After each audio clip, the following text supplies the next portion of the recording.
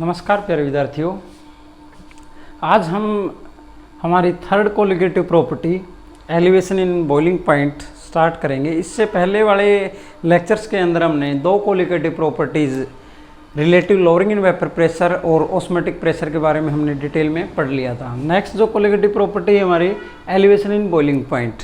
तो सबसे पहले हमें बॉइलिंग पॉइंट के बारे में पता होना चाहिए। तो बॉइलिंग पॉइंट क्या है? The boiling point is the temperature at which liquid boils. Simply भाषा में हम बोले तो ये है, किसी भी जिस टेम्परेचर पर कोई लिक्विड बॉईल करना क्या करे, स्टार्ट कर दे, उस टेम्परेचर को क्या कहेंगे हम? Boiling point.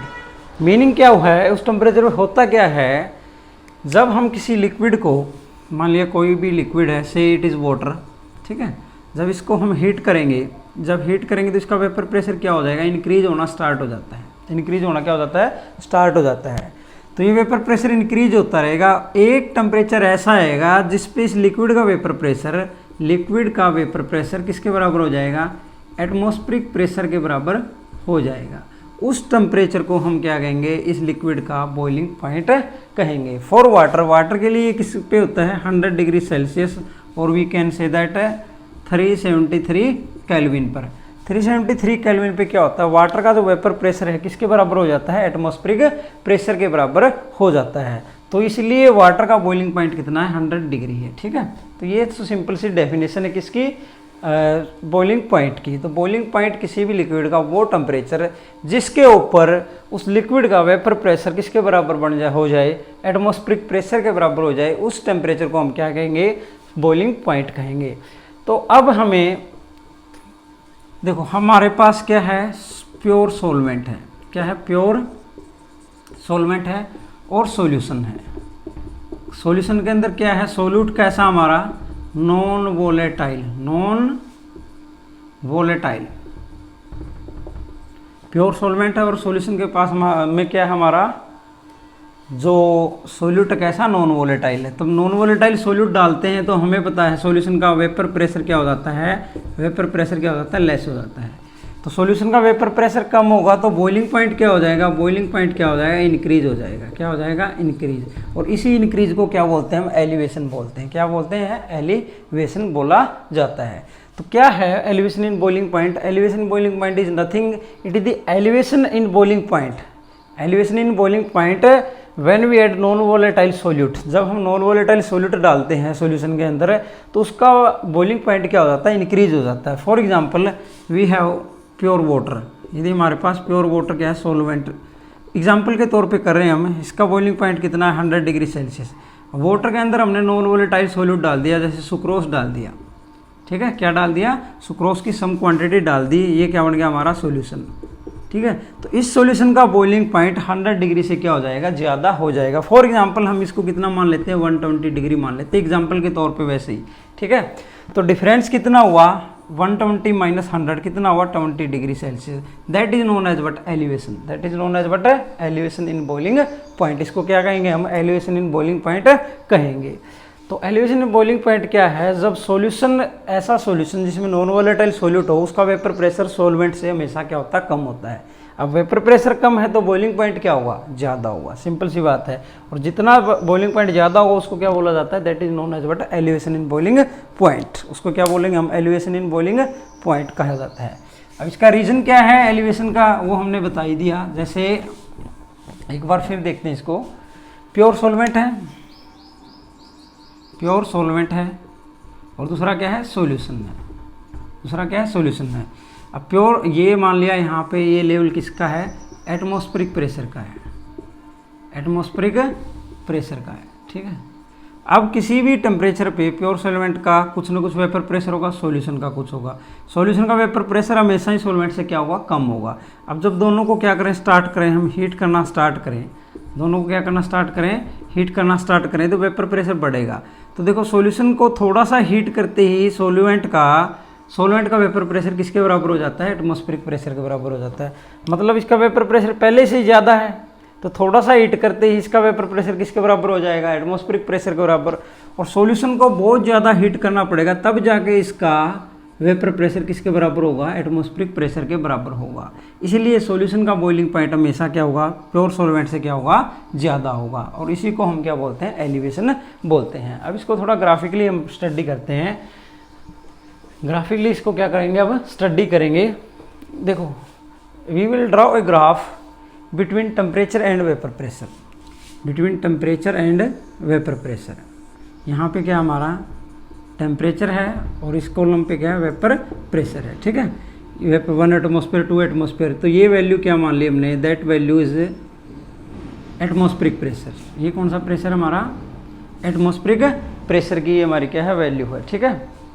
That is the value of what, atmospheric pressure, atmospheric pressure की ये वैल्यू है। अब हम कर्व ड्रा करते हैं, पहले सॉल्वेंट के लिए ड्रा करते हैं। किसी न किसी टेम्परेचर पे सॉल्वेंट का कुछ ना कुछ क्या होगा, वेपर प्रेशर होगा। जब हम टेम्परेचर बढ़ाएंगे तो वेपर प्रेशर क्या होता जाएगा, बढ़ता जाएगा, वेपर प्रेशर बढ़ता जाएगा। एक टेम्परेचर ऐसा आएगा जिसके ऊपर, जिस टेम्परेचर के ऊपर सॉल्वेंट का वेपर प्रेशर किसके बराबर हो गया, एटमॉस्फेरिक प्रेशर के बराबर हो जाता है। तो इस टेम्परेचर को हम क्या कहेंगे, that temperature is known as what, boiling point of pure solvent. हम इसको किससे डिनोट करते हैं, टी नोट बी से हम इसको क्या करते हैं, डिनोट करते हैं, ठीक है। तो किसी न किसी टेम्परेचर पे क्या था, सॉल्वेंट का क्या था, वेपर प्रेशर था, कुछ न कुछ वेपर प्रेशर होगा। टेम्परेचर को बढ़ाया तो टेम्परेचर को बढ़ाएंगे तो वेपर प्रेशर क्या होता जाएगा, बढ़ता जाएगा। एक टेम्परेचर पे ये किसके बराबर हो जाएगा, प्योर सॉल्वेंट का वेपर प्रेशर जो है किसके बराबर हो जाएगा, एटमॉस्फेरिक प्रेशर के बराबर हो जाएगा। और उस टेम्परेचर को हम क्या कहेंगे, that temperature is known as what, vapour pressure of pure solvent. अब ये कर्व किसके लिए है, सॉल्वेंट के लिए है। अब सॉल्यूशन के लिए कर्व कहाँ आएगी, इसके ऊपर आएगी या नीचे आएगी। अब देखो, सॉल्यूशन का वेपर प्रेशर हर एक टेम्परेचर पे, कोई भी टेम्परेचर हम चूज करें, हर एक टेम्परेचर पे सॉल्यूशन का वेपर प्रेशर सॉल्वेंट से कम होता है। क्यों, क्योंकि उसके अंदर कौन सा सॉल्यूट डाला हुआ है, नॉन वोलेटाइल सॉल्यूट डाला हुआ है। और हम पहले वाली कोलिगेटिव में पढ़ चुके हैं लोअरिंग या रिलेटिव लोअरिंग के बारे में। जब नॉन वोलेटाइल सॉल्यूट डालते हैं तो सॉल्यूशन का वेपर प्रेशर क्या हो जाता है, कम हो जाता है। तो कोई भी टेम्परेचर हम चूज करेंगे, हमेशा ही सॉल्यूशन का वेपर प्रेशर हमें क्या मिलेगा, कम मिलेगा, ठीक है। तो सॉल्यूशन के लिए कर्व हमेशा नीचे आएगी सॉल्वेंट से। तो ऐसे ही सेम टेम्परेचर इंक्रीज करेंगे, सॉल्यूशन का वेपर प्रेशर बढ़ता जाएगा, बढ़ता जाएगा। एक टेम्परेचर पे आके सॉल्यूशन का वेपर प्रेशर किसके बराबर हो गया, एटमॉस्फेरिक प्रेशर के बराबर हो जाएगा। और ये पॉइंट, ये टेम्परेचर किसको डिनोट कर रहा है, that denote the boiling point of solution. किसका बॉइलिंग पॉइंट है, आपके सॉल्यूशन का क्या है, बॉइलिंग पॉइंट है। तो अब ये डिफरेंस टी बी और T naught B, T B minus T naught B, that is equal to delta T B, delta T B, that is known as what, elevation in boiling point, where TB is what, TB is the boiling point of solution and T naught B is what, that is the boiling point of pure solvent। और इन दोनों का जो ये difference है, ये क्या है, elevation है। इतना बॉइलिंग पॉइंट क्या हुआ, इंक्रीज हुआ है, that is the elevation in boiling point. ये कर्व किसकी, हमारी सॉल्यूशन की कर्व है, ठीक है। ये बता ही दिया, सॉल्यूशन की कर्व हमेशा सॉल्वेंट से क्या आएगी, हर एक टेम्परेचर पे क्या आएगी, नीचे आएगी। सिंपल सी बात है, तो सिंपल सी बात है, सॉल्यूशन का वेपर प्रेशर कम है, वेपर प्रेशर कम हो तो उसको ज़्यादा हीट करना पड़ेगा, तब जाके उसका वेपर प्रेशर एटमॉस्फेरिक प्रेशर के बराबर होगा। तो ज़्यादा हीट करना पड़ेगा, तो इसका मतलब क्या है, बॉइलिंग पॉइंट भी क्या होगा, उसका ज़्यादा होगा, ठीक है। तो ये है T B minus T naught B, expression for elevation in boiling point. अब इसके लिए हम एक्सप्रेशन लिखते हैं, expression for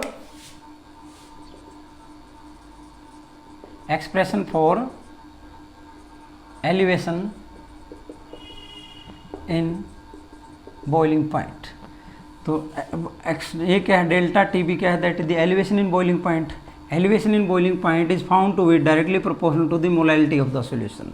elevation in boiling point depend upon the concentration, किसके ऊपर डिपेंड करती है, कंसंट्रेशन ऑफ द सॉल्यूट के ऊपर क्या करती है, डिपेंड करती है। और कंसंट्रेशन को हमने यहाँ पे किस में लिखा हुआ है, मोलैलिटी की टर्म में लिखा हुआ है। तो एलिवेशन इन बॉइलिंग पॉइंट किसके डायरेक्टली प्रोपोर्शनल है, सॉल्यूशन की मोलैलिटी के क्या है, डायरेक्टली प्रोपोर्शनल है, ठीक है। एलिवेशन इन बॉइलिंग पॉइंट, ये देखो ध्यान से, हमारे पास प्योर सॉल्वेंट है और ये हमारा सॉल्यूशन है। ये हमारा क्या है, सॉल्यूशन है, ये क्या है, सॉल्वेंट है, ठीक है। अब सॉल्वेंट का तो वेपर प्रेशर क्या होगा, हमेशा किसी टेम्परेचर पे फिक्स होगा। अब सॉल्यूशन का वेपर प्रेशर किसके ऊपर डिपेंड करेगा, किसके ऊपर डिपेंड करेगा, सॉल्यूट की अमाउंट के ऊपर। किसके ऊपर डिपेंड करेगा? अमाउंट ऑफ सोल्यूट, आपने कितना सोल्यूट इसमें डाला है। सोल्यूट मीन इसकी कंसंट्रेशन पे डिपेंड करेगा। जितना ज़्यादा सोल्यूट डालते जाएंगे, जितना ज़्यादा सोल्यूट डालते जाएंगे, सॉल्यूशन का वेपर प्रेशर उतना ही कम होता जाएगा। सॉल्यूशन का वेपर प्रेशर उतना ही कम होता जाएगा, और वेपर प्रेशर जितना कम होगा, बॉइलिंग पॉइंट उसका उतना ही क्या होता जाएगा? बढ़ता जाएगा। इसीलिए हमने क्या कह दिया, बॉइलिंग पॉइंट बढ़ेगा तो एलिवेशन बढ़ेगी। एलिवेशन किसके ऊपर डिपेंड करती है? Concentration of the solute in the solution, mean molality के ऊपर ये डिपेंड करती है। तो अब हम इसको यदि इक्वल का साइन लेंगे तो कांस्टेंट आएगा, that is equal to K multiply by M. इस के को क्या बोलते हैं? That is known as molal elevation constant. Molal elevation constant इसको कहा जाता है, या इसका दूसरा नाम क्या है? इबिलोस्कोपिक कांस्टेंट भी इसको कहते हैं। इबिलोस्कोपिक कांस्टेंट भी इसको कहा जाता है। तो अब इसको हम डिफाइन करेंगे, delta T B become equal to K when m is equal to 1। m is equal to 1। तो इबिलोस्कोपिक कांस्टेंट क्या होगा? इबिलोस्कोपिक कांस्टेंट या मोलाल एलिवेशन कांस्टेंट क्या होगा? Elevation in boiling point when molality of solution is unity। ठीक है, जब m की वैल्यू 1 हो जाए, मीन मोलैलिटी जब 1 होगी, उस टाइम पे जो एलिवेशन इन बॉइलिंग पॉइंट होगा वो किसके बराबर होगा? एबिलोस्कोपिक कांस्टेंट या मोलाल एलिवेशन कांस्टेंट के बराबर होगा। मोलैलिटी 1 होने का मीनिंग क्या है? मोलैलिटी इसको ऐसे भी डिफाइन कर सकते हैं, when 1 mole of solute is present per kilogram of the solvent। एक मोलैलिटी होने का मीनिंग क्या है? 1 मोल प्रेजेंट 1 किलोग्राम के अंदर, पर किलोग्राम के अंदर, इसका मीनिंग ये है। तो मोलाल एलिवेशन कांस्टेंट क्या हुआ? जब आपकी वैल्यू क्या हो जाएगी? 1 हो जाएगी। m की वैल्यू क्या हो जाएगी? 1 हो जाएगी। उस टाइम पे जो एलिवेशन है किसके बराबर हो जाएगी? एलिवेशन किसके बराबर हो जाएगी? के बराबर। ठीक है, तो इसको क्या कहेंगे? Elevation in boiling point when molality of the solution is unity. और यूनिटी होने का मीनिंग क्या है? 1 मोल प्रेजेंट है किसके अंदर? Then 1 mole is present in 1 kilogram of the solvent. अब के की यूनिट के बारे में जिक्र करते हैं। के की यूनिट क्या होगी? के किसके इक्वल आ जाता है यहाँ से? K is equal to delta T B divide by M. तो टेम्परेचर को केल्विन में मेजर करो, मोलैलिटी को M, simple M, small M होता है मोलैलिटी का। या फिर क्या लिख सकते हैं? के मोलैलिटी क्या होता है? मोल पर किलोग्राम। ये क्या है? इसकी यूनिट्स है। कई बार एग्जाम्स में पूछ ली जाती है, what are the units of ebullioscopic constant. ठीक है, केल्विन पर मोलल या केल्विन पर मोल पर किलोग्राम, ये इसकी क्या है? यूनिट्स है। ठीक है, अब इसको हम ये जो फॉर्मूला है ये ड्राइव करेंगे।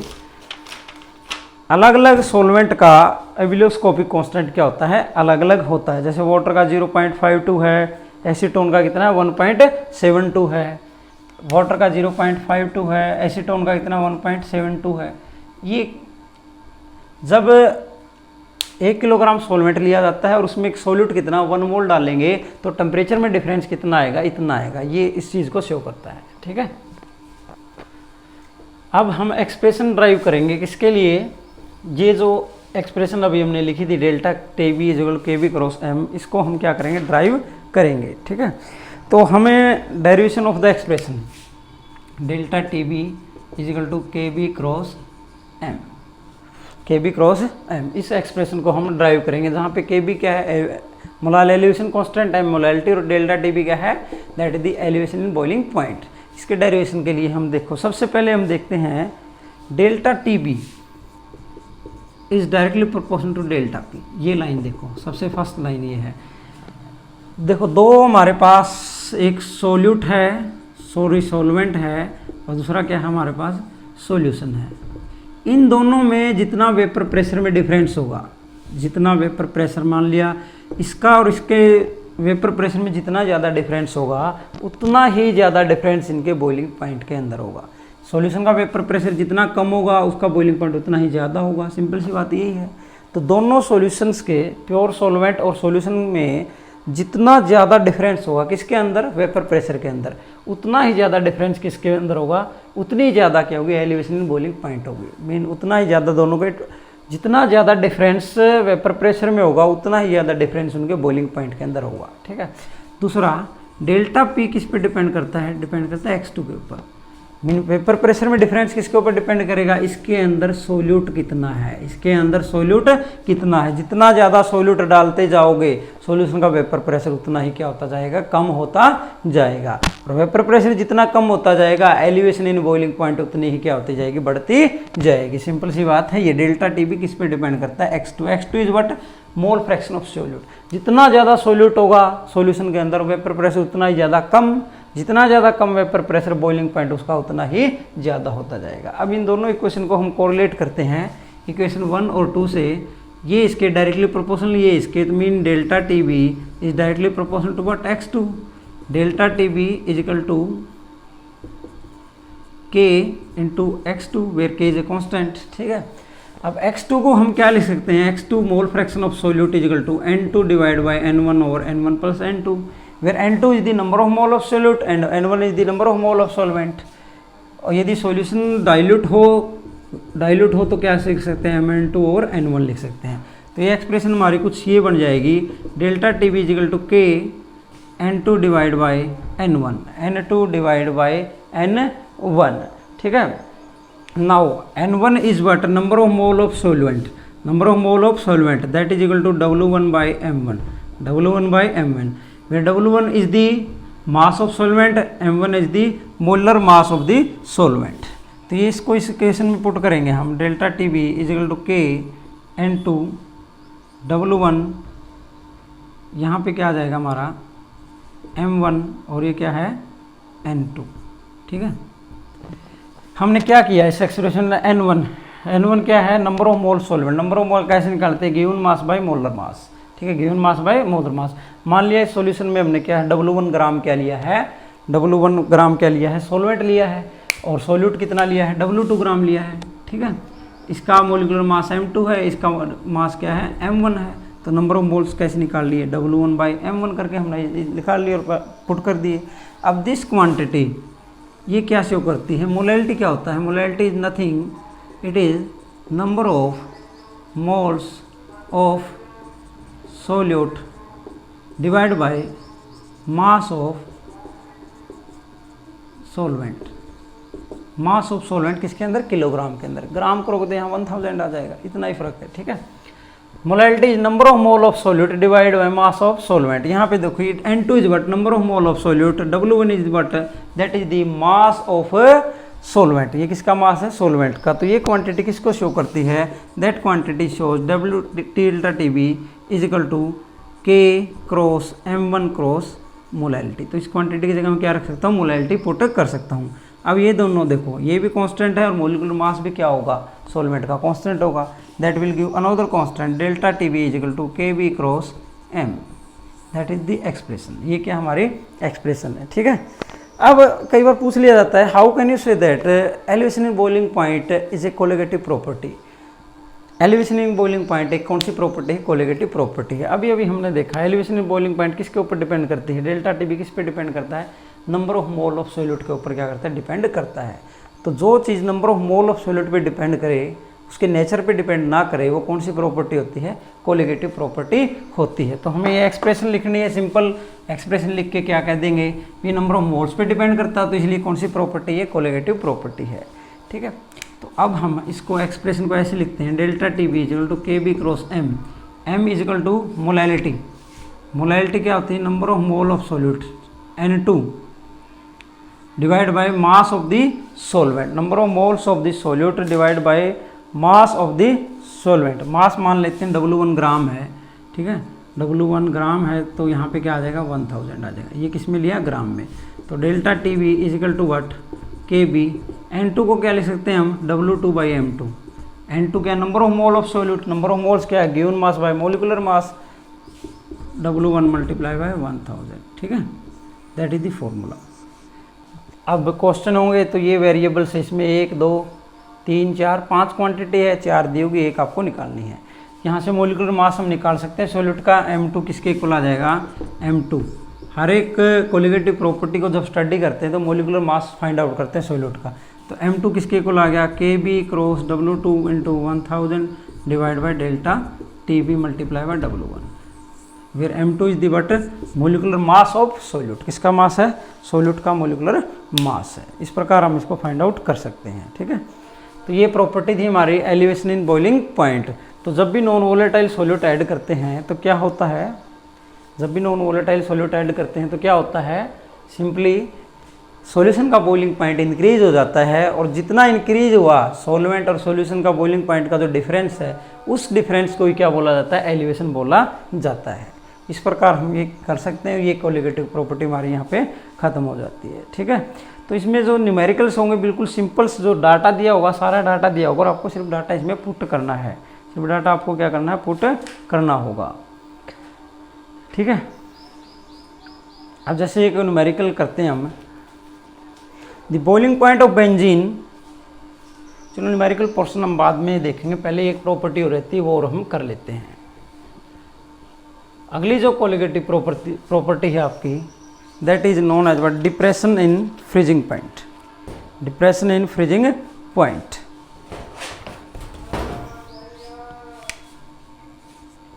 Depression in freezing point. Depression in freezing point. Next जो हमारी कोलिगेटिव प्रॉपर्टी है क्या है, डिप्रेशन इन फ्रीजिंग पॉइंट। अब ध्यान से देखो, फ्रीजिंग पॉइंट कौन सा टेम्परेचर है। ठीक है, freezing point is what, freezing point वो टेम्परेचर है जिस पे किसी भी सब्सटेंस की सॉलिड स्टेट और लिक्विड स्टेट किस में हो, इक्विलिब्रियम में हो। Freezing point is that temperature at which solid state and liquid state both are in equilibrium. दोनों ही स्टेट उसके ऊपर क्या करेगी, एग्जिस्ट करेगी। फॉर एग्जांपल वाटर है, वाटर के लिए 0 डिग्री सेल्सियस या 273 केल्विन है, तो 0 डिग्री के ऊपर क्या होगा, वाटर किस स्टेट में होगा, पूछा जाता है। देखो 9th क्लास में, छोटी क्लास में भी आता है। तो 0 डिग्री के ऊपर दोनों स्टेट होगी वाटर की, सॉलिड स्टेट भी होगी और लिक्विड स्टेट भी, दोनों स्टेट को एग्जिस्ट करती है इक्विलिब्रियम के ऊपर। ठीक है, तो फ्रीजिंग पॉइंट वो टेम्परेचर है जिसके ऊपर दोनों स्टेट क्या करेगी, एग्जिस्ट करेगी। इस पॉइंट पे क्या होता है, सॉलिड स्टेट और सॉलिड फेज और लिक्विड फेज। फ्रीजिंग पॉइंट पे क्या होता है, सॉलिड फेज और लिक्विड फेज दोनों का वेपर प्रेशर क्या होगा, इक्वल होता है। दोनों का वेपर प्रेशर क्या हो जाता है, इक्वल हो जाता है। ठीक है, दोनों का वेपर प्रेशर क्या हो जाता है, इक्वल हो जाता है। उसको क्या बोलते हैं, फ्रीजिंग पॉइंट बोलते हैं। अब हम इसको क्या बोलते हैं, depression in freezing point. Depression का मतलब कमी आना।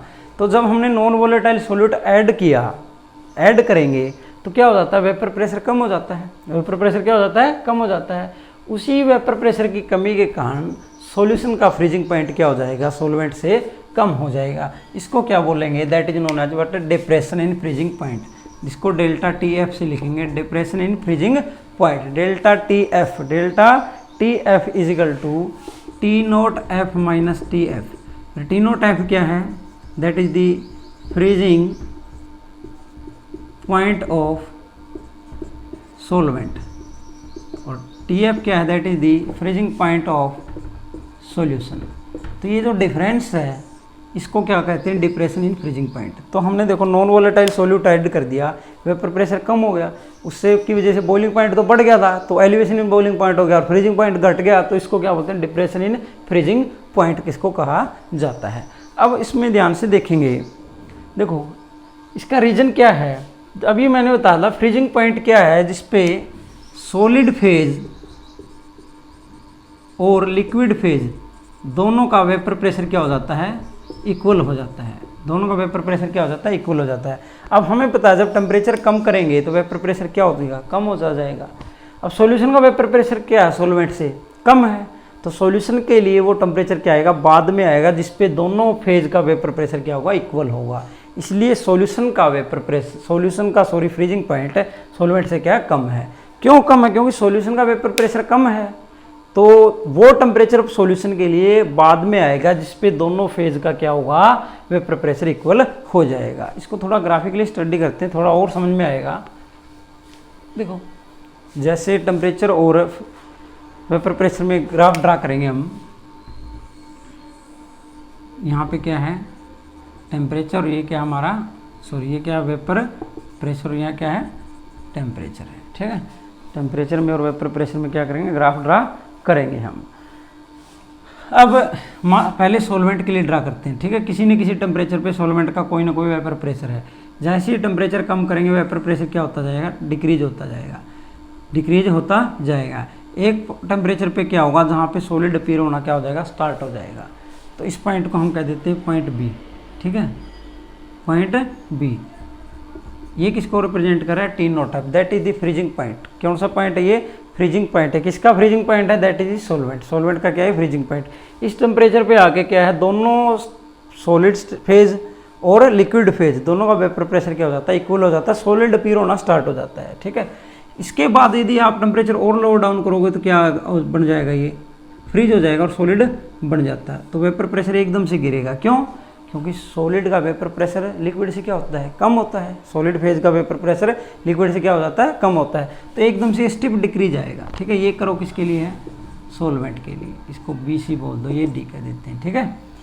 अब सॉल्यूशन की जो कर्व आएगी इसके नीचे आएगी, क्योंकि सॉल्यूशन का वेपर प्रेशर क्या होता है, हमेशा सॉल्यूशन का वेपर प्रेशर क्या होता है, कम होता है। किससे, सॉल्वेंट से, क्योंकि उसके अंदर नॉन वोलेटाइल सॉल्यूट होता है। तो जब टेम्परेचर डिक्रीज करेंगे वेपर प्रेशर डिक्रीज होता जाएगा, डिक्रीज होता जाएगा। अब सॉल्यूशन का वेपर प्रेशर सॉल्वेंट से कम है, तो सॉल्यूशन के लिए वो टेम्परेचर बाद में आएगा जिसमें क्या है, दोनों की दोनों क्या है, स्टेट, सॉलिड स्टेट और लिक्विड स्टेट का वेपर प्रेशर इक्वल हो, वो क्या आएगा, टेम्परेचर बाद में आएगा, ठीक है। तो ये टेम्परेचर मान लेते हैं इसके ऊपर। तो ये क्या है, TF, क्या है, TF, ठीक है। ये क्या है, TF, इस कर्व को नाम देते हैं EF। तो ये जो टेम्परेचर है, ये टेम्परेचर किसको शो कर रहा है, that represent what, that represent the vapour pressure है, that represent the freezing point of solution. तो इसका जो डिफरेंस है डेल्टा TF किसकी इक्वल आ गया हमारा, that is T not F into TF, ये है। और इसी प्रकार जैसे डेल्टा TF किसके डायरेक्टली प्रोपोर्शनल है, M इज व्हाट, मोलैलिटी। जिस पर, क्योंकि ये भी एक कोलिगेटिव प्रॉपर्टी है, किसके ऊपर डिपेंड करती है, number of mole of solute के। जितना ज़्यादा सॉल्यूट डालेंगे वेपर प्रेशर उतना ज़्यादा कम होगा, और वेपर प्रेशर जितना कम होगा डिप्रेशन इन फ्रीजिंग पॉइंट भी उतनी ही क्या होगी, ज़्यादा होगी।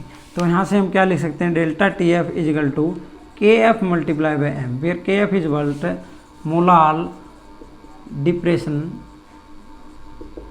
कांस्टेंट, मोलाल डिप्रेशन कांस्टेंट इसको कहा जाता है। कौन सा कांस्टेंट है, मोलाल डिप्रेशन कांस्टेंट। और दूसरा इसका नाम क्या है, क्रायोस्कोपिक कांस्टेंट भी बोलते हैं इसको, क्रायोस्कोपिक कांस्टेंट भी इसको कहा जाता है। अब इसको हम डिफाइन करेंगे, जिस प्रकार एबिलियोस्कोपिक कांस्टेंट को डिफाइन किया था, इसको भी हम क्या कर सकते हैं, डिफाइन कर सकते हैं। देखो M की वैल्यू 1 हो जाए तो क्या हो जाएगा, डेल्टा TB किसके इक्वल हो जाएगा हमारा, डेल्टा TF किसके इक्वल हो जाएगा, KF के इक्वल हो जाएगा, when M is equal to 1। तो molal depression constant is equal to the depression in freezing point when molality of the solution is unity, when molality of the solution is unity. जब solution की molality 1 है, mean जब 1 मोल present है 1 kilogram के अंदर, उस time पे जो डिप्रेशन इन फ्रीजिंग पॉइंट होगी उसको हम क्या कहेंगे, that is known as what, molal depression constant, ठीक है। और इसमें अलग अलग सॉल्वेंट का ये भी अलग अलग है। जो कैम्फर है, कैम्फर जो सॉल्वेंट की तरह यूज़ करेंगे उसके लिए क्या है, 39.7 है। ये क्या है, 39.7 केल्विन पर मोलाल, इतने अमाउंट 39.7 जो ऑर्डिनरी थर्मामीटर से नोट की जा सकती है। इसलिए जो रास्ट मेथड है, रास्ट मेथड में क्या होता है, रास्ट मेथड क्या है, सोल्यूट का मोलिकुलर मास निकालने के लिए क्या यूज़ किया जाता है, सोल्यूट का मोलिकुलर मास निकालने के लिए क्या यूज़ किया जाता है। देखो delta TB is equal to delta TF is equal to KF cross M, और मोलैलिटी को क्या लिख सकते हैं, W2 M2 W1 multiply by 1000, ठीक है। कैम्फर में हम सोल्यूट को डिजोल्व कर लेंगे, कैम्फर का क्या निकालेंगे, पहले हम फ्रीजिंग पॉइंट, ठीक है, प्योर सॉल्वेंट है ये। तो फिर हम क्या करेंगे, इसमें जो भी सॉल्यूट है जिसका मोलिकुलर मास निकालना उसको क्या करेंगे, इसमें डिजोल्व कर देंगे, ठीक है, घोल लेंगे मोल्टन स्टेट में। फिर उसका फ्रीजिंग पॉइंट निकालेंगे और उसके दोनों का डिफरेंस से क्या देगा, हमें ये वैल्यू पता है, ये भी पता हो तो डेल्टा TF हम फाइंड आउट करेंगे।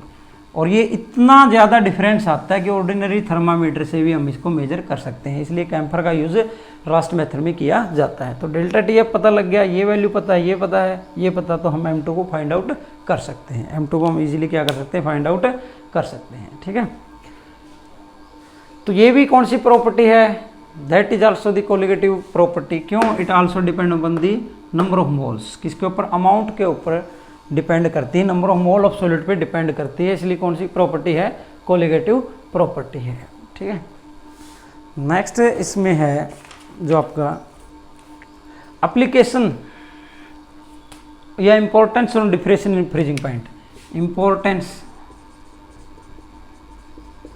Importance of depression in freezing point. सबसे पहला क्या है, in making anti freeze solution. ठीक है, फॉरेन कंट्रीज में जहाँ टेम्परेचर माइनस में होता है, कार को चलानी होती है, कार के अंदर क्या है, रेडिएटर में आप क्या डालते हो, वाटर। यदि टेम्परेचर यहाँ पे -10 -20 डिग्री ऐसे है, तो वाटर तो क्या हो जाएगा, वहाँ पे फ्रीज हो जाएगा। रेडिएटर के अंदर वाटर क्या हो जाता है, फ्रीज हो जाएगा। अब वाटर फ्रीज हो गया तो अब इसको गाड़ी को रन करने के लिए क्या डाला जाता है, इसमें non volatile solute ethylene glycol.